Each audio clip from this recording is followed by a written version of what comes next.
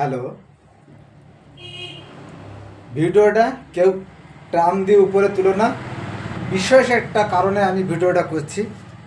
এই দেখো, একটা ফ্যান কিনে নিয়ে এসেছি বাজার থেকে ক্যাশে, কিন্তু অনলাইনে এই ফ্যানে 3518 টাকা দাম, 3518 টাকা দাম, কিন্তু ক্যাশে 2850 টাকায় কিনেছি। এই দেখো, আজকেই 2850 টাকায় ক্যাশে নিয়ে আসলাম। তাহলে কত টাকা বেশি হলো? যারা অনলাইনে কেনাকাটা করেন একটু ভাববেন যে মার্কেটে ক্যাশ টাকায় কিনলে